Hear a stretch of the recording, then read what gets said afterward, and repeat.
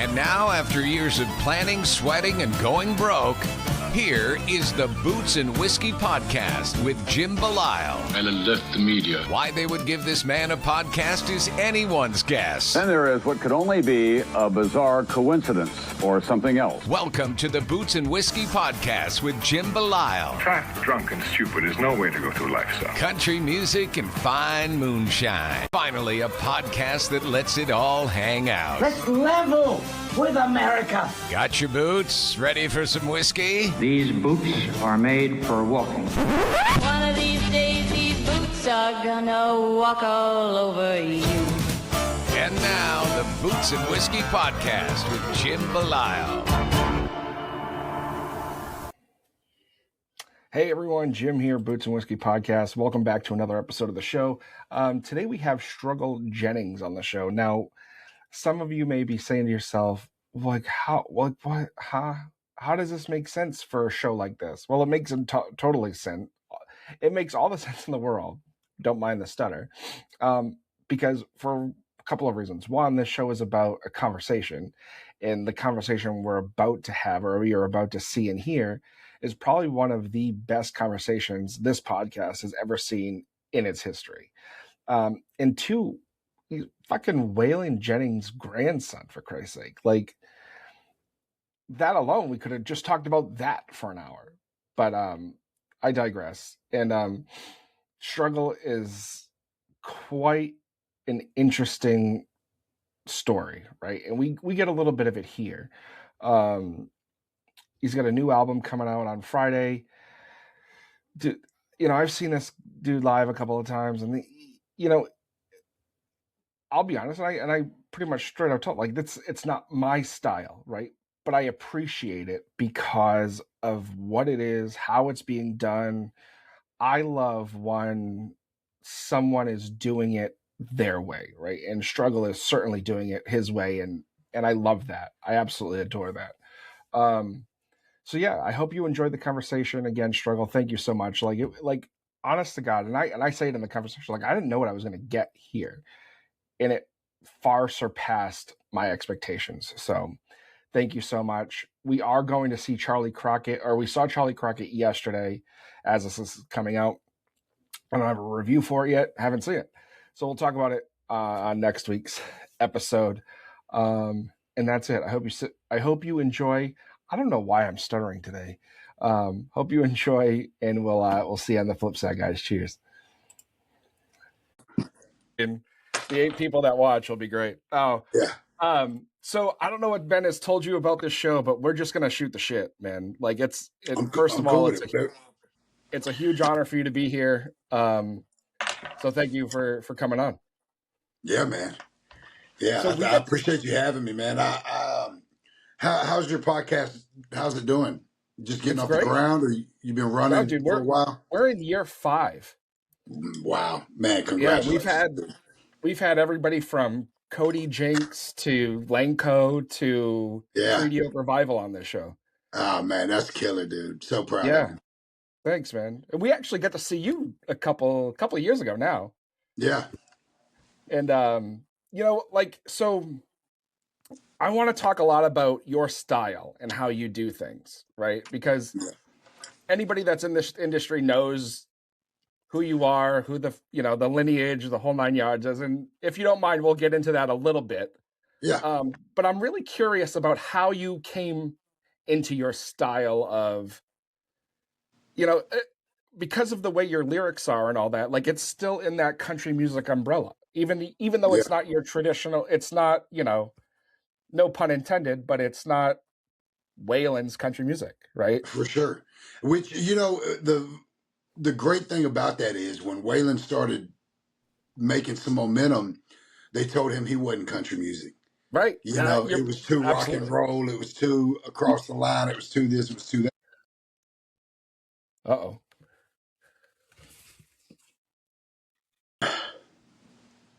So, my style and everything that comes from my music is really just a reflection of my life and who I truly am.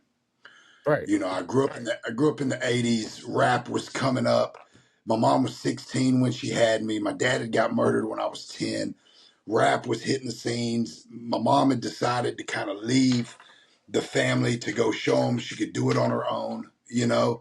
And so we lived in lower income housing, whatever she could afford based on your income, apartments. You know, we bounced around a lot. So I was new to different neighborhoods all the time. And my dad's side of the family were super poor, grew up in West Nashville, got it out of the mud. So I really related to hip hop. I related to the stories they were telling. I related to, it made me feel like somebody understood me.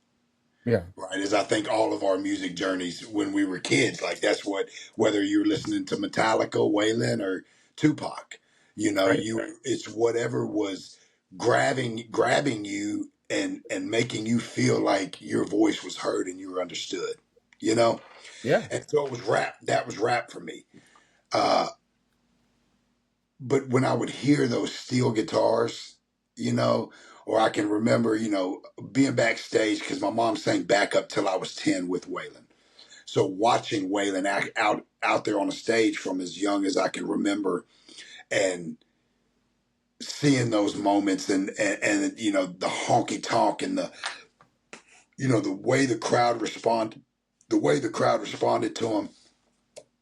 I always had a deep love for country music, and country music and rap. People don't want to always admit it, but they're so alike as they're the story of the common people, right? Or started that way. Because I can't speak on all the hip hop now, just like I can't speak on all the country now being that. But their roots are embedded in people's struggle and what they're going through, right? To where a lot of other genres were more like rebellion or this or, you know, hip hop and country. So they just blended to me so effortlessly.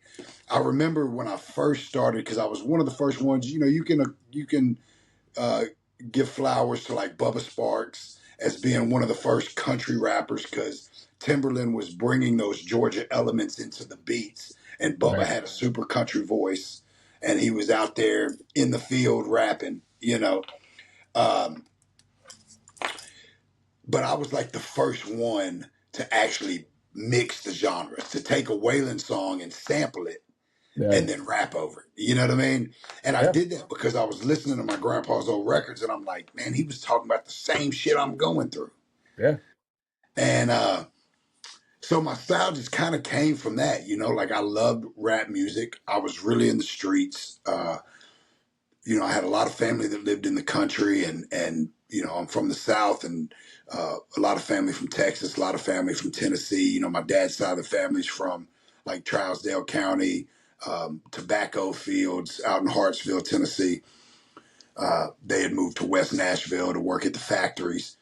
So super country, super, you know,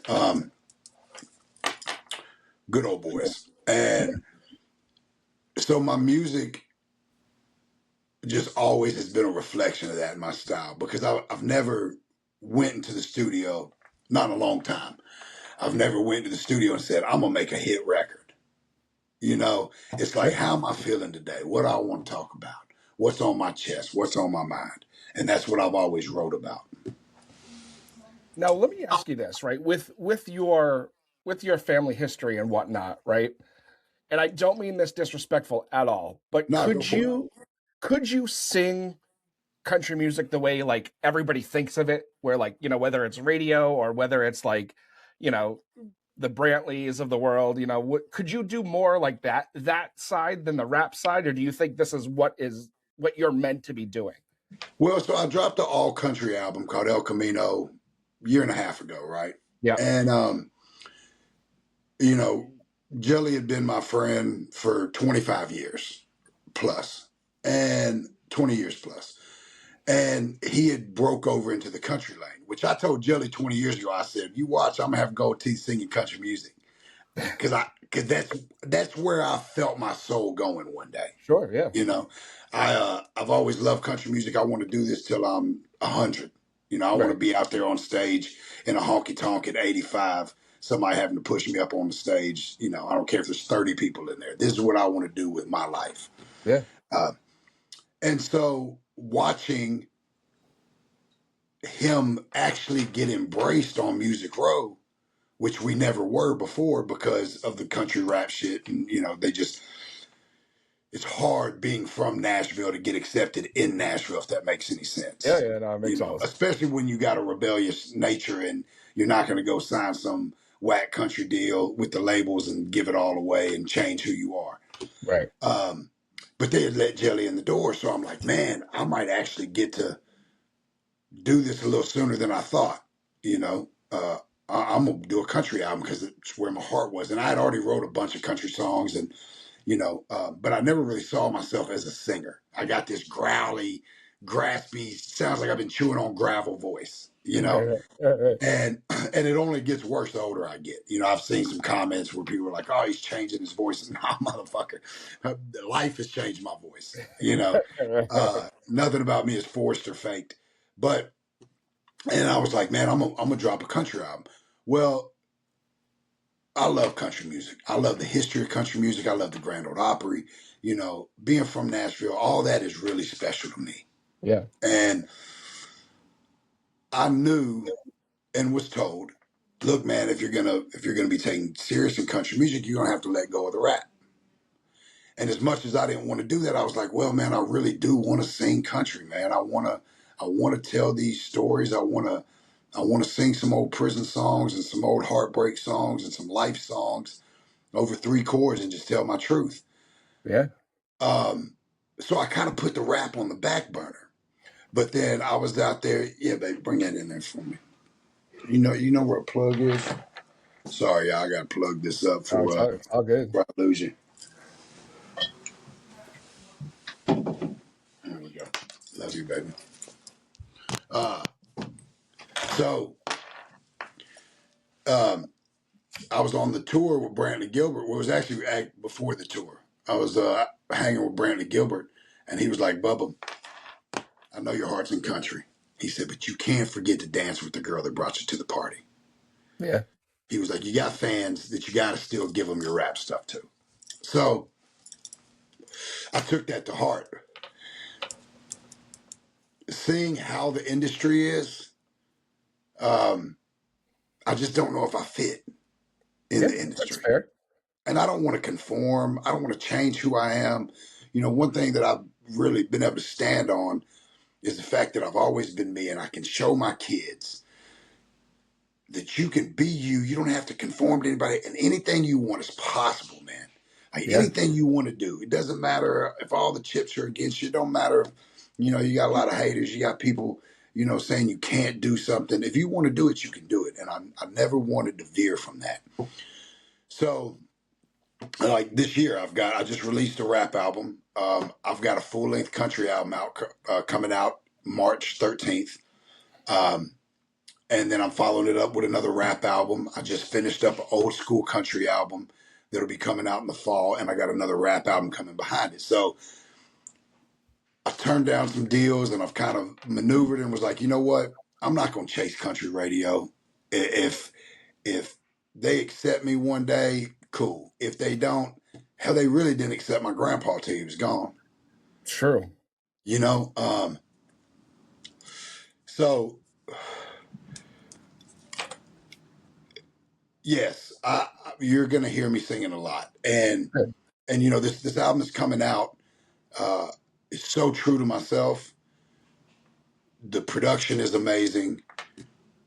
But even as I was finishing it up, I was like, still finding my sound, still finding my voice. I was like, where do I really want to land? Like, what sound and style is really true to me? Because as artists, we're always evolving, as humans, as people, whatever, you're going to look back at your podcast in 5 years and there's going to be a bunch of shit that was different. Didn't mean you changed up. It meant you evolved. Yeah. So like I just finished up doing a old school country album where I went in and wrote with like Bob DiPiero and the Warren Brothers and Shane Minor and Travis, I think his name's Travis Meadows, and these old guys that have wrote old songs for like George Strait, Cody Johnson. They just write that type of music. and Yeah. went in and just told my story, and it's got a lot more old school feel to it, and I'm really excited for it. It's coming out in the fall, and that's where I feel like I'll land. Is doing Yeah. still doing rap music that has country inspired instruments, but also releasing full length country albums that just have that old feel, man, old honky tonk. I mean, it's not going to be your typical old school country because I'm a younger guy and I still listen to current music, Right. and so I'm influenced by everything else. And I don't ever want to mimic somebody else's sound. I'm not ever trying to be Waylon. Right. If I want to be anything like Waylon, it's going to be on a personal level, not a Yeah. Yeah. musical level. I want to have that same integrity that he had. I want to speak my mind and not buckle or bow for any amount of money or any better situation. You know, Yeah. um, I look at what Jelly's got, and Jelly has, you know, he has done amazing, man, and I'm proud of him. That kid slept on my couch for 4 or 5 years. Um, I watched him have a rough life. I watched him go through poverty, and now he's on top of the world. And in the process of that, he sacrificed a lot. He's on the road 200, 300 days a year, if not more. Is that really what I want for myself? I don't know. I'm going to Right. keep striving and pushing to get as high as I can get, right? And to be as big as I can be because I want my message out to as many people as possible. Um, I want to leave something great, legacy wise and money wise, for my kids and my grandkids. I want to make a living doing this, and I do make a living doing it. Um, so I love where I'm at, but I'm not complacent, if that makes Yeah. sense. Yeah. I'm Absolutely. comfortable, but I ain't stopping or slowing down. Right. I'm You know. just not going to make certain decisions. I'm not going to, I don't know if the major label, I don't know if you ever hear me on radio, you know. Sure.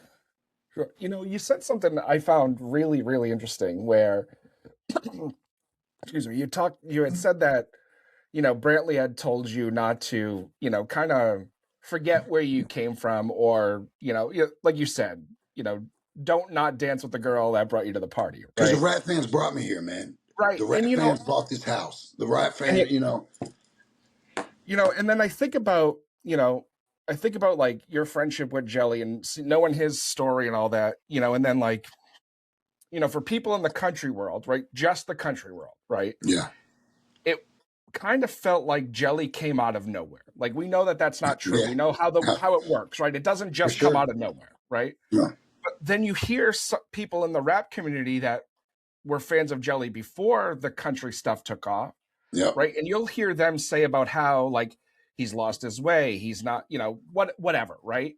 Do you Mm-hmm. feel like that's a possibility that has happened with the Now, success he's had?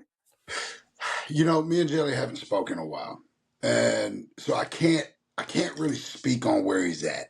No, and that's fine. No. Like I would if I knew, right? Sure. But from afar and knowing him so long, I know that Jelly hasn't switched up who he is. Right. Like as far as like they can hear the music's different, but me looking at him, he's the same guy. Sure. He's lost a lot of weight. He's got big old diamonds hanging around him, around his neck and stuff. So like, there's definitely a lot has changed. Um, but I remember Jelly 20 years ago writing pop records, Right. or writing country records, or writing because he's always been super versatile, and um, his goal was to be the biggest star on the face of the planet. That was his dream. Right. For a kid that was riddled with insecurities and, was picked on until he got big enough to fight back, and, kind of always made fun of, or, not saying anybody's would say it to his face, but you know how, he was a fat kid, and, came from nothing, and, broke and raggedy clothes. So his goal was to show everybody, hey, watch this, and he did that. Yeah. I think what happened with Jelly, is he lost the love for rap. Gotcha. Okay. You know, not saying he doesn't still probably listen to it, but I know that he was losing the dude. We went through a lot, man. I It bet. has been a rough road, and for Jelly, you know, I was gone for 5 years in prison, and Jelly was out there in a van, sleeping in a van, doing shows for 10 people. Right. You know, and that shit'll beat you up, man, and you'll get jaded, and there can become a time where you go through so much that you start to lose the love for the exact thing that you're doing and that drove you to even become there. Yeah. So, do I think Jelly will ever rap again? I don't know. You know, in our personal conversations, he's like, man, I love what I'm doing, man. You know, he's evolved as a person. He feels like this is what he's doing. He'll probably evolve again. And if rap's involved in that, we'll see. I don't think that he's lost his way. I think he made his own way. And Yeah. That's fair. I think he's, you know, he's not the same guy that they want him to be. And that's, he may not have liked that old version of himself. You know, Yeah. like as we evolve and as we change, there's some things that are in our life that we just want to let go of, you know, Right. and for the fans, it's hard because they love his rapping. They see, Right. you know, they see who he was. And when they look at him now, it might not be the same guy that they fell in love with or that made the music that made them feel, you know, but you can't please everybody, man. Right. You And know? like this, the same thing can be said for you though, too, Yeah. right? Where it's Oh, they like, do. Dude, I get right, so much like, hate.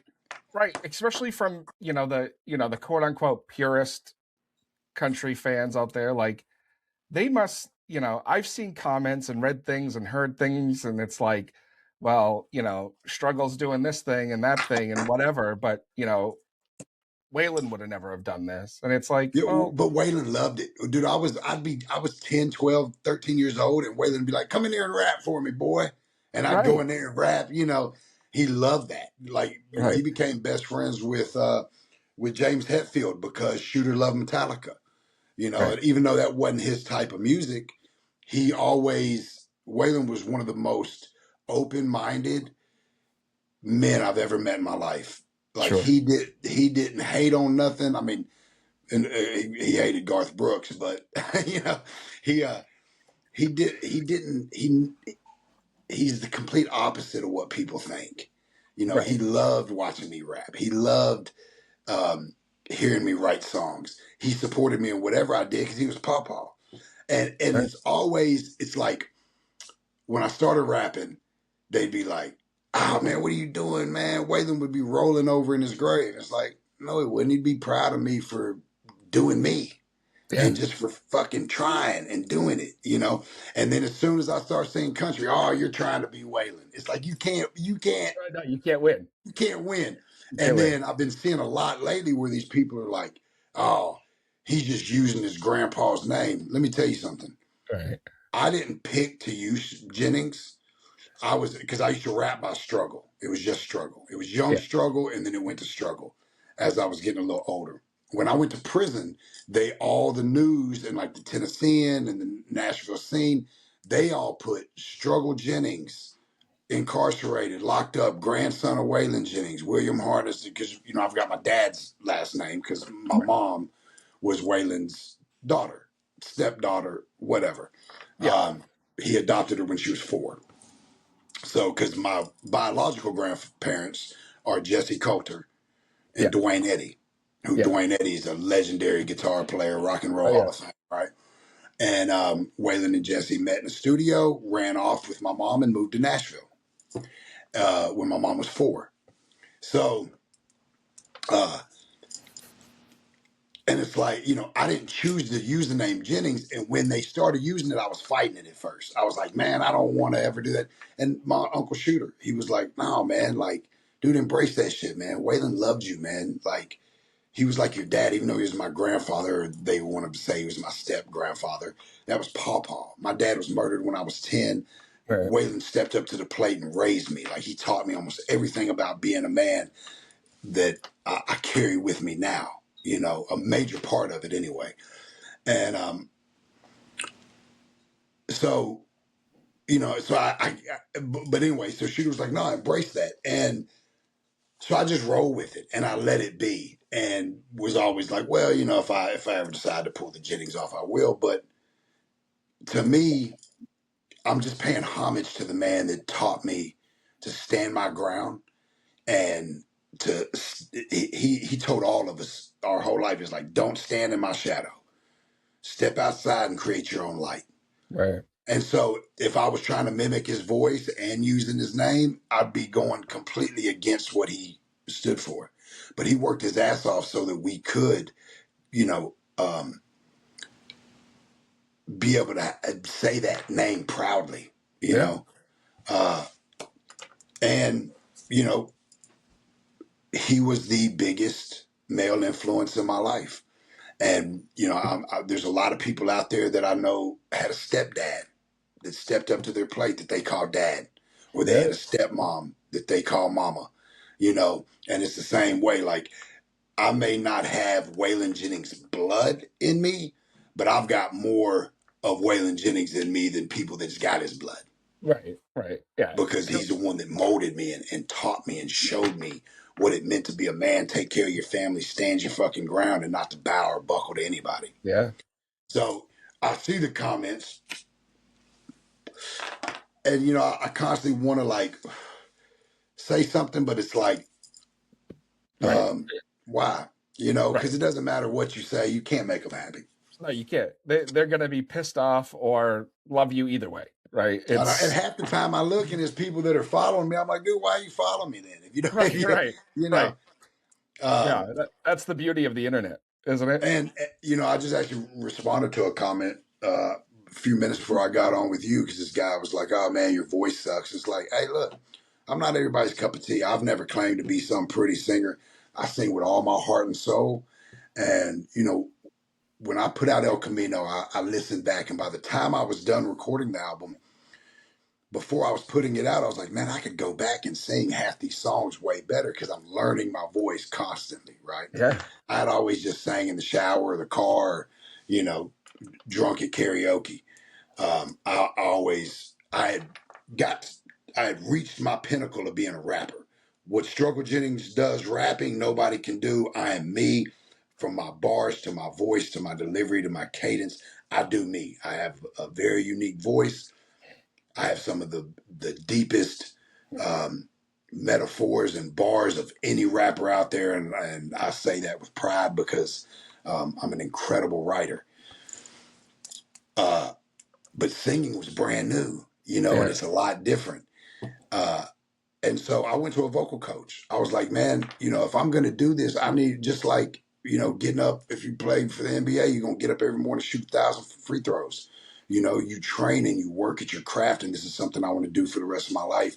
And I wanted to give my fans, so like, as I'm finishing up each album, I'm looking back like, damn, I could go back in and sing that better. But I don't, because I'm like, I want them to hear the progression. I want them to hear the growth. I want them to hear that I'm working my ass off to get better. I don't use auto-tune. I don't use any kind of AI, anything. Like, this is me raw, and they're either going to love it or they're going to hate it. I get way more good comments than I do bad. And I get a lot of comments of people telling me that my music has changed their life, been an inspiration for them, helped them get through some tough times. And that means more to me than the couple dudes that want to say, oh man, you can't sing because they caught their chick liking my picture, Right. Now, with the way you've been doing things and how things have been going, like, how do you, before you get on the road with these people, but how do you make a relationship with the Brantley Gilberts of the world? Because, like, on a side note, Brantley is one of my favorites in this industry, and I don't think he gets the credit he deserves, right? Absolutely not. I was just with him, me and him are opening rehabs across the country called Sound Sobriety right now. And I was just with him Monday. Me and him met down in Alabama at one of the new facilities. We're about to break ground and build this beautiful barn dominium with a rehab center in it down in Troy, Alabama. And we're doing them all across the country. But, I met Brantley. We had crossed paths a few times, but then him and Jelly had met. And so I met him backstage of one of Jelly's show. I believe it was a Ryman, might have been one of the first times I met him. Brantley Gilbert is one of the realest, most authentic human beings that you will ever meet in your life, Yeah, man. I mean, you for meet a sure. guy, you meet Brantley Gilbert, and you feel like he's your cousin. Right? You literally, I've met him a few times now through people and shit we know, and I don't expect him to know who the hell I am, right? And But he that's probably fine. does. But like He probably, every time it's like, it's like seeing an old friend every time, even if it is only for 10 minutes. first time I met him, I felt like we'd known each other 20 years. He's Yeah. that genuine. Yeah. And, he's been really, really, really good to me, man. And really embraced it, and he's been the one that's like, Struggle, I'm proud of you, man. You just keep doing you, man. Don't worry about what the haters are saying, man. You can't make them happy either way. You just keep doing you, Bubba. And Right. he really is. He is last of a dying breed and really a genuine, incredible human being. Right. Now, does that do those relationships with these like, more well-known artists, does that give you a level of like, I want to be I don't want to say I want to be like Brantley, but like, does it give you some sort of motivation to Of do things course. maybe a little different or the It same is. or Yeah, it inspires you. And you yeah, see somebody like Brantley Gilbert who does have a record deal, right? And he's still able to be himself. He's still an incredible father, an incredible husband, an incredible friend to everybody around him, you know.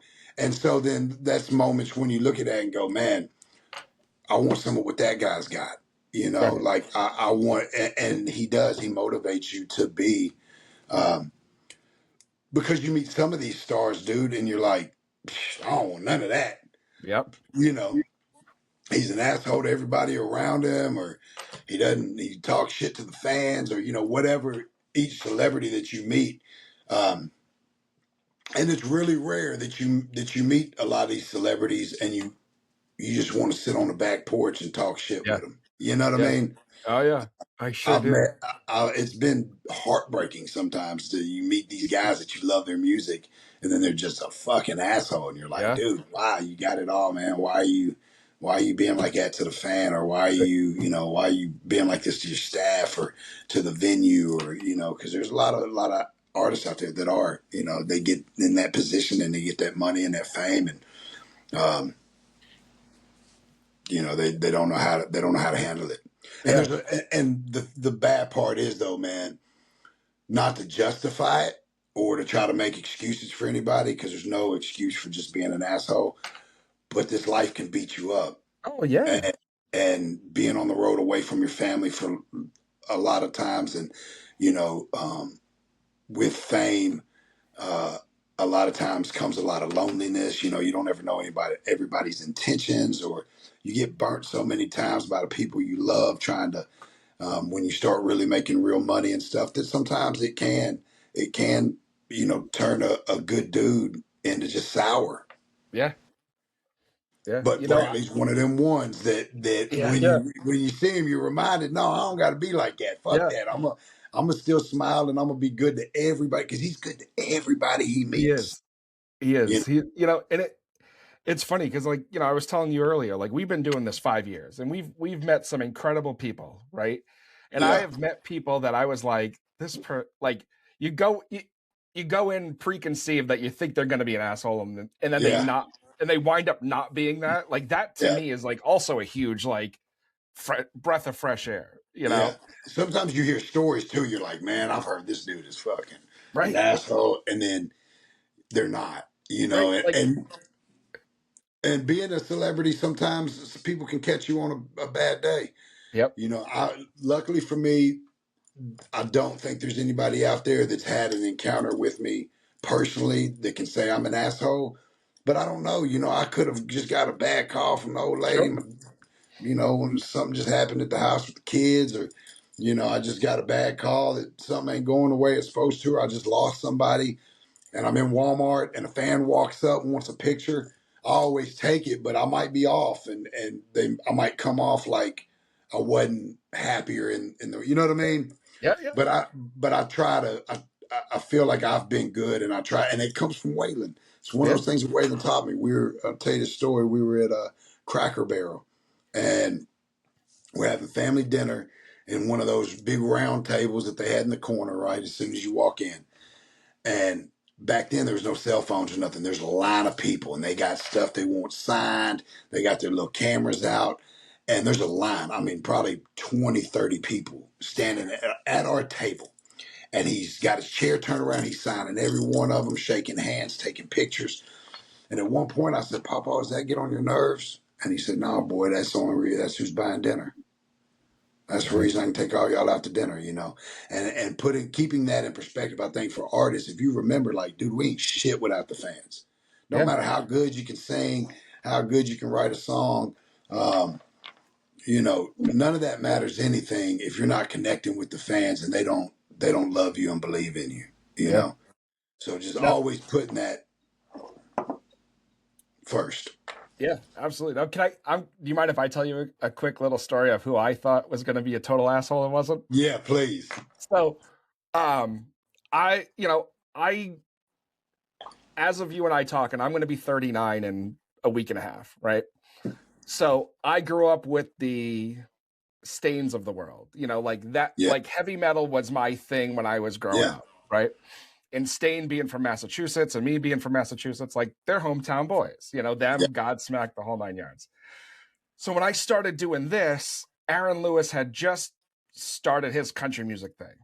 And I was yeah, like, wow, this is really cool, right? yeah, So a couple of years go by and I start making friends with people in his camp and whatnot and the whole 9 yards. And I got the opportunity to meet Aaron. And I told everybody I knew. Right? yeah, I was like, I'm gonna meet Aaron Lewis. Like, this is the best thing I have done so far.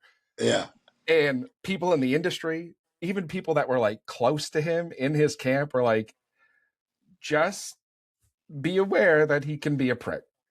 yeah, And I was like, shit. And like I had heard it from all over the place, right? You hear yeah, it about yeah, people.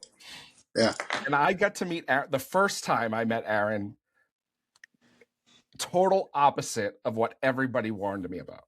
yeah. Like total opposite. And then the second time, like was like interacting with Brantley. It was like Yep. seeing an old friend again. So You know? you know my Aaron Lewis story? No, I don't. Okay, so I just got out of prison. And I'm in the studio working with Yellow Wolf. Yellow Wolf's producing me and, you know, a good friend of mine for a long time. And I was on an ankle bracelet. It's having to sleep at a federal halfway house. And I'm in there, me and Peter Keys one night, who plays piano for Leonard Skinner. Yeah. And we're writing and stuff. And I'm telling them, because I just went to go get my first car when I got out of prison. And I show up to this car lot and I'm looking for a black Tahoe. I want all black Tahoe. And they got about 6 of them on the lot. And I was like, oh man, I'm fixing to get one of these. But I had to find somebody to co-sign for me. So Yellow Wolf was like, I'll co-sign for you, but I ain't going to be back in town for a week. So I was like, all right, cool. Next Monday, I call Yellow Wolf. He's hungover. He's like, all right, I'm coming. He shows up to the lot. We meet at the lot. Not a single black Tahoe left. Oh. But there was this big gold Suburban, 2011 gold Suburban. This is in 2016. Big gold Suburban. It had tinted windows, like chrome wheels on it. And it was the only thing. And I've got 7 kids. At the time I had 5. 3 of them were in foster care. I was fighting to get custody of them back, right? And I've got my other 2 living with me at this point. And then, I was dating who's my wife now, and she had 2 kids. So got to give me a big SUV. And it's the only one they got is this gold 2011 Suburban. And so I'm like, man, it's a beautiful truck. I still have it out there, actually. And so we get it. Yellow Wolf co-signs for me. Well, about 4 or 5 days later, I'm pulling old stuff. A buddy of mine that I had shipped everything to from prison brings all this stuff over that I had shipped him, because when you get moved from one facility to another, you ship all your stuff home because they only let you carry one little bag worth of stuff, right? So, because I went from the state prison to the federal prisons, and there's this old vision board in there, and so I pull this vision board out, and the same gold Suburban I had cut out of a magazine in 2012, same color, same model, and put it on this vision board. And I hadn't seen this vision board in 5 years, and just so happened that when I went to go pick up that black Tahoe, the only thing that was on that lot happened to be the same truck that I had cut out of a magazine 5 years before and put on that vision board. And so I was blown away by it. I was like, man, that's how God works, right? And when I saw the truck, I didn't think, oh, that was the one from my vision board. I didn't even remember, what I had put on that vision board. So me and Peter Keys are talking about that. He's like, well, what else was on your vision board? I was like, oh, artists I want to work with. And he was like, well, who all was on there? And I was like, oh, this is when Stapleton had just come out. But I was like, Aaron Lewis, Chris Stapleton. And he was like, whoa, shit, hold on. And he calls Aaron Lewis and is like, hey, I want you to look at this guy's stuff on YouTube and call me back. Aaron Lewis called him back in about an hour while we're all sitting in the studio and was like, I'm flying in tomorrow. Let's do a song. Damn. So he flies in, and I had heard the same thing you had, right? And so he flies in. I'm like, oh, man, I'm about to meet Aaron Lewis. I've heard he's an asshole, man. I fucking hope not, man, because it's, this is going to be horrible. And he wasn't. He was so genuine and such a good dude. Now, I've been around him a handful of times, and I can see how people take that because he's just a no-nonsense guy. Yep. If he's not going to sugarcoat it or fake it. If you say something he don't like, he's going to fucking argue with you about it. Yep. If you're acting kind of weird, he's going to tell you, hey, man, you're kind of weird. He's no nonsense, and he's a stand-up guy, man. And ever since then, every time I've seen him, he's just been the same, And I can see how people take him that way. Absolutely. But, you know how it is in Massachusetts anyway. Them boys are, y'all have a tough layer, that can come off as an asshole even when it's not. It's just like, like, hey, So yeah, it's I know exactly what you mean, and that's cool. I love that you told that story about it. It was really cool, and because like the second time I got to meet him, where his guitar tech Mikey and I have have become friendly, and he was like, just stand here, like the show's sold out, like just stand here side stage with me and see the show. It's like it's a show you've seen now 100 times, and it's like, all right, fair. And before he goes on, like he's just hanging out with us, shooting the shit, and it's like no big deal. And then comes off the stage, and it was the same way. It's cool when things like that, when stories you hear don't pan out, right? And 100%. He's another one. Same way, like with me being in rap and building this career in rap, and then wanting to go to country music. His heart was in country music, and he had a rough time in the rock world. And he tells stories about that, about the industry and the shit they tried to make him do, and the rough time that he had. So, and not to take anything away from him because he's fucking killing it, but some might talk shit because maybe his country career hasn't been as big as his rock career was. Right. But he's doing what he loves, and it's what's real to him. He's a real bow hunting country boy, And like where he's from in this state, like that's what you do out there. You know what I mean? People think like, oh, Boston, it's all city, it's all this, it's all that. It's like when you get out to Western Mass, where he's from, like they just got internet yesterday. It's wild how different it is up here. And I mean, I'm sure you've seen it. You've been up here. Like, I'll actually be up there. I got a show on the 7th in Providence, Rhode Island, but I'm flying into Boston. On like March 7th? Yeah.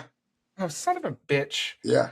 I'll be in Rhode Island. If you're around, dude, come out. You know what? If I'm around, because I'm just doing a handful of songs in between these speakers. It's like I guess the guy running for congressman or something up there booked me to come sing in between their speeches, and nice. it's supposed to be a cool thing. I'm gonna come up there, do "God We Need You Now," do a couple of the country songs, a couple rap songs.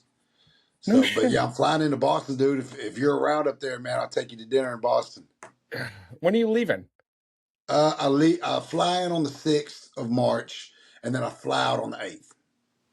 Okay, I'll talk to your people and try to figure out something. Yeah, I'll just get my number from them, All and right. you just text me direct. No, you know what? Let me ask you this, right? With you saying that, and because it's going to be a hot button topic and issue and all that shit this year and next year, how do you personally feel? Forget about, you know, the check being written and all that, but like throwing your name in your hat to a, you know, a political person, right? Yeah, Like, does it matter to you? Like, where do you stand on that? Seeing you brought it up and are doing things yeah, like man. You know, the way that politics are, it's like fucking WWE.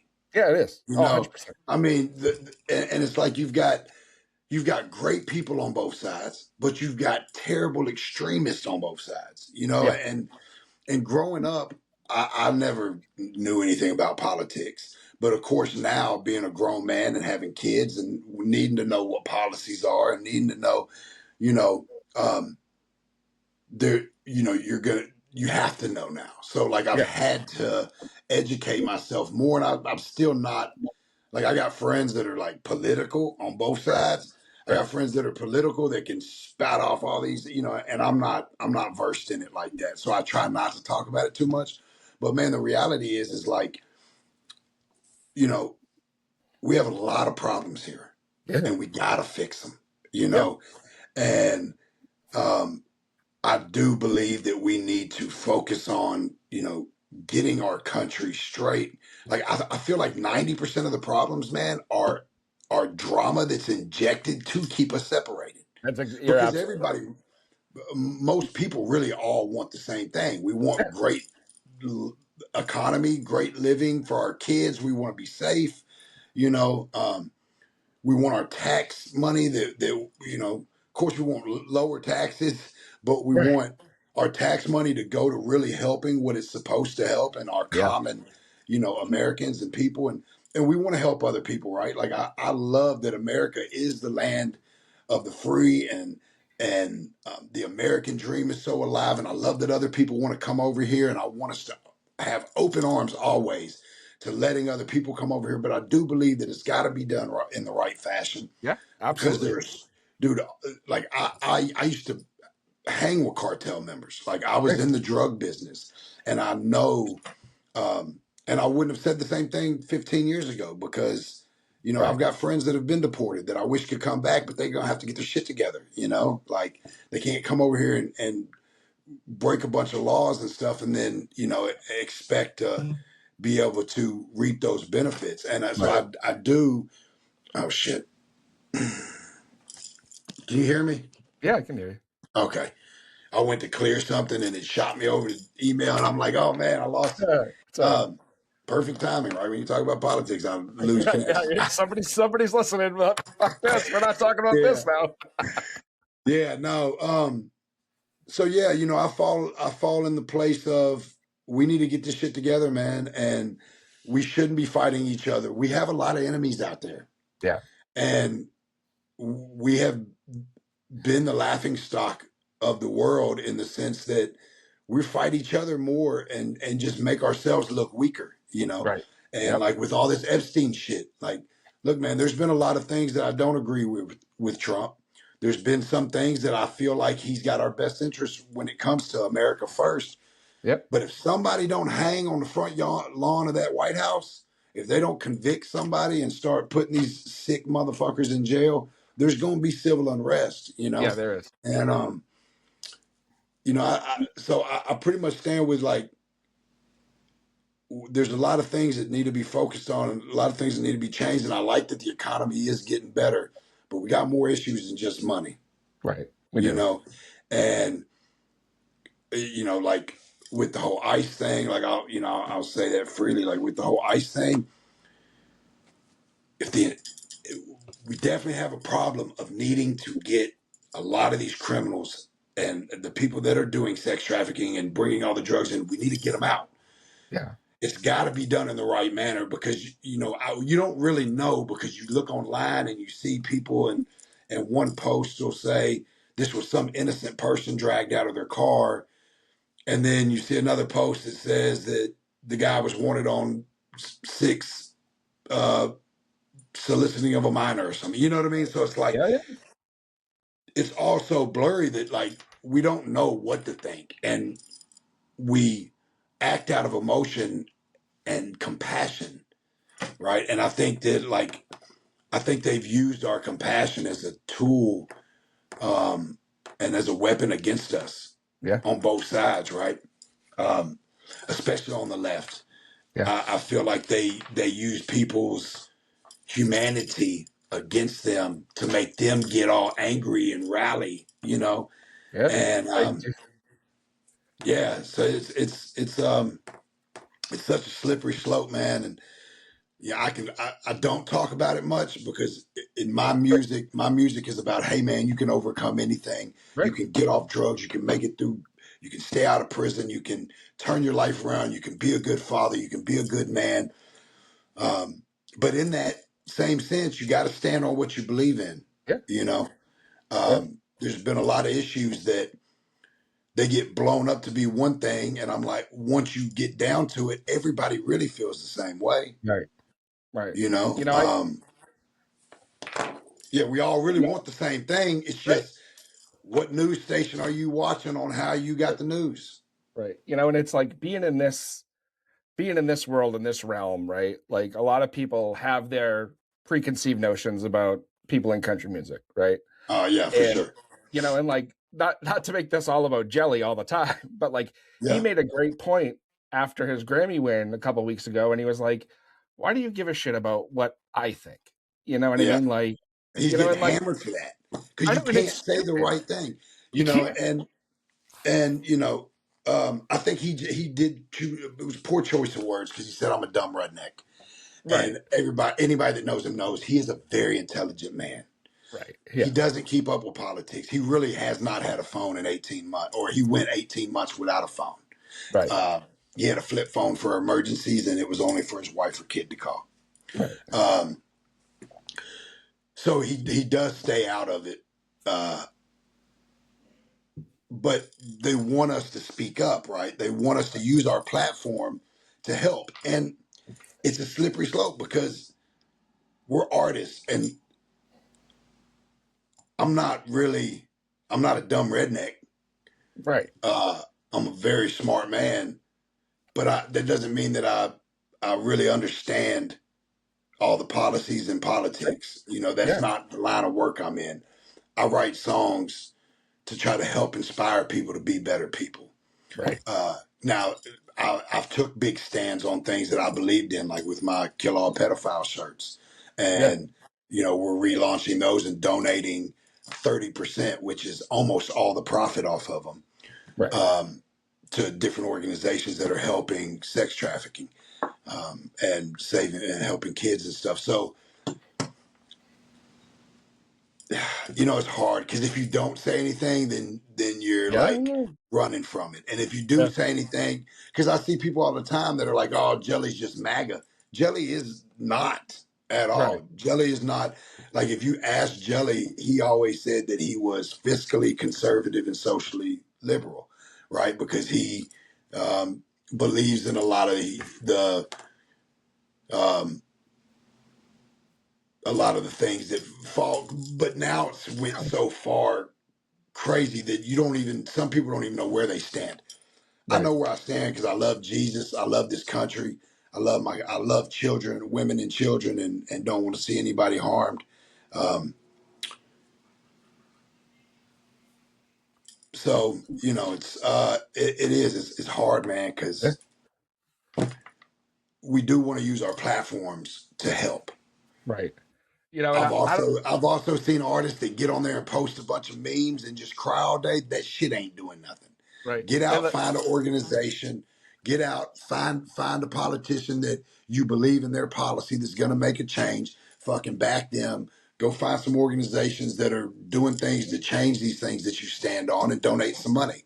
yeah. You know, and Jelly does that. Jelly has spent shit tons of money to back into juvenile systems trying to help kids.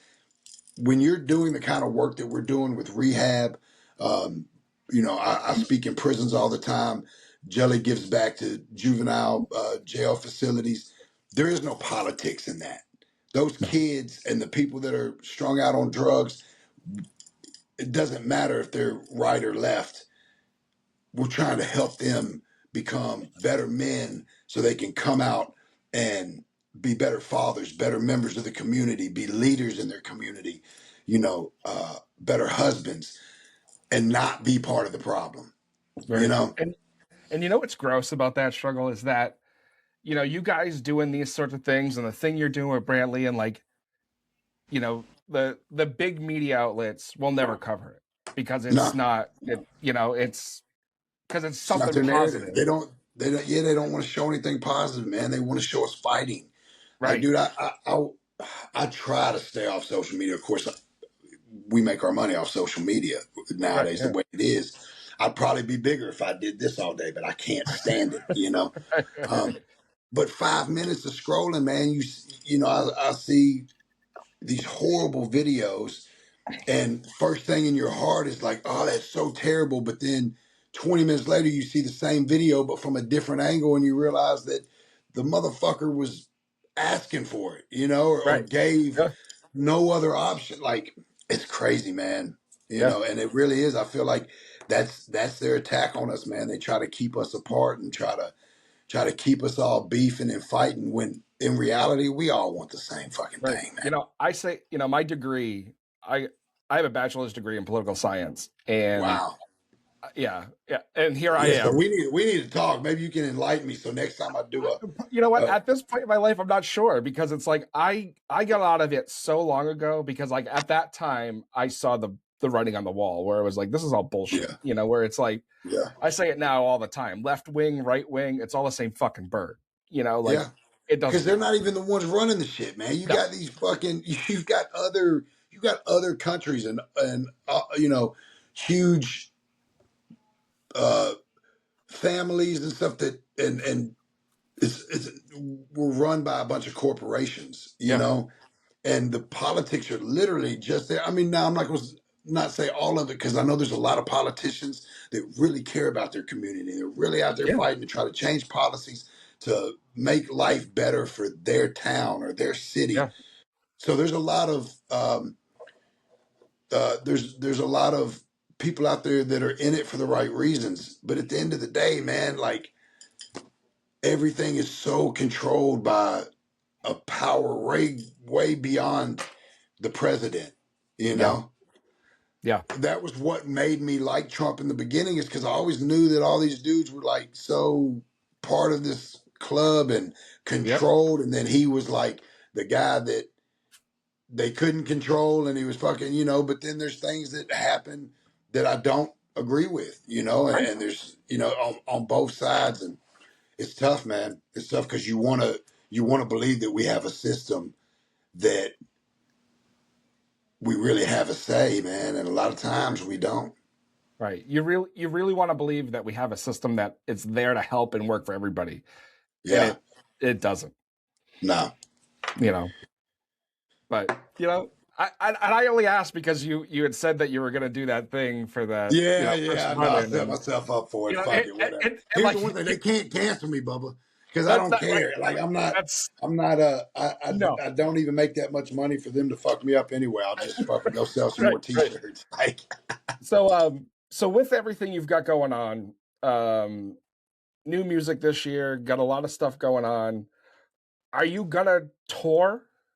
yeah. So I leave. I leave in March 13th. I've got a show in Nashville that's kind of like an album release party. I strike Sure. out on March 17th. I've got 12 shows going up into the beginning of April. Um, I think the closest I get to you is probably Pittsburgh um, on that run. And then I'm back out April and May. I've got a daughter graduating this year. So Congratulations. I had to take a break. She's graduating high school and going to college. She's got accepted in a super prestige school. I'm so proud of her. And she was one of my daughters that was in foster care, lost her mother to a drug overdose. And she's just overcome all of it, man. And she's straight A That's awesome. student, killed the ACT, got into a really incredible college, the Harvard of the South. And so I'm super proud. Then I've got another daughter in May that's having my first grandbaby. So I'm having to Nice. take a little break from touring. So I'm pretty much out from now until all the way into late fall. I got to come home for a couple weeks for my daughter graduating, go back out on the road a little bit, come back home for my other daughter having a baby, come back home for a little while. Then I'm having my 8th kid in July. Holy shit. I'm having a grandson, my first grandson in May, and then I'm having my 8th child in July, man. 8, dude. I have 2 bio and a step, and that's almost too many. Yeah, yeah. Well, once you start getting enough of them, they just watch each other. right. At that point, yeah. But and this one wasn't planned. My youngest is 14, going to be 15 this year, and so about had him out the house, and then God had a different plan, man. Start all over, man. Yeah, yeah. But it's going to be beautiful, man, and they're always a blessing. That's true. So yeah, I'm on the road all year, man. I kind of took a break last year. I'd done the big tour with Jelly Roll in 23.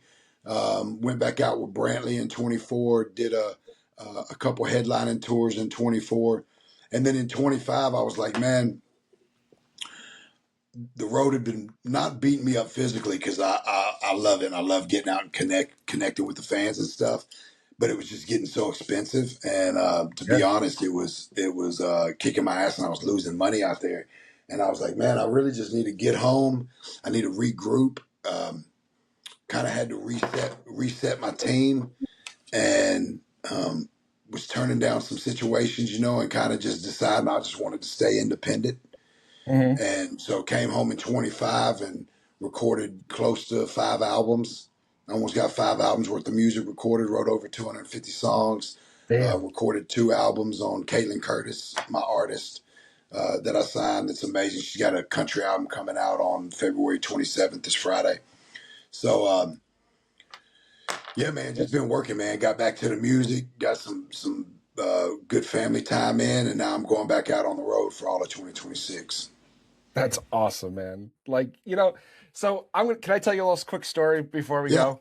Yeah. So I come into these blind, right? Like, Yeah. obviously, you're a household name enough where it's like, you can't miss you, right? Yeah. You know some things, right? Whether it's, family, jail time, whatever. Like, if you're in this industry, you know what you've been through in some sort of capacity, right? And I was talking to somebody not too long ago, and I was like, "Hey, Struggle Jennings is going to come on," and they were like, "The fuck are you guys going to talk about?" And then it hit me like a ton of bricks, and I was like, "Fuck, what are we going to talk about?" Yeah, a little bit of everything. You know what? This has been one of the most genuine, honest, eye-opening conversations I've had on this podcast in a very long time. So I appreciate you more than you've been incredible too, man, and just you're easy to talk to. And now we'll do it again. We'll get on here and do this again. But I can't wait till we're hanging out backstage, just chilling. Absolutely. We the weekend you're here, we have some things in place. We might be in Baltimore, but I'm not too sure yet. But if things don't work out, we will figure it out. Yeah, and I'll send you. I'm gonna have my people connect us phone numbers and just. I'll send you my tour schedule, man, and anytime I'm anywhere around where you're at, let's do it. Yeah, absolutely. Let's hang. Absolutely. Well, Struggle, man, thanks so much. Thanks for taking your time. Man. Thanks for having me on, dude. You have a whole basketball team out there to fucking. Yeah. I know. You could do 2 basketball teams almost at this point. Yeah. Well, they can definitely play each other 4-on-4. Yeah. Well, man, congratulations with everything you've done, and I really appreciate you taking the time and opening up and being Likewise. being a cool 5 years, hang. baby. I'm proud of you, man. Keep at Thanks, it. man. We're gonna Thanks, have man. to double back and do one. Yeah, Uh, absolutely. Anytime. yeah, for sure. Anytime. Well, man, thanks a lot, and we'll see you soon. All right, brother. Appreciate you. Cheers. Cheers. Well, there you have it, everyone. Our conversation with Struggle Jennings. Struggle, again, thank you so much for coming in. And if you're in the Rhode Island area or Massachusetts area or New England area or whatever, and you saw the rally or whatever it was over the weekend, and you want to let us know about it, please, or share photos, please, by all means.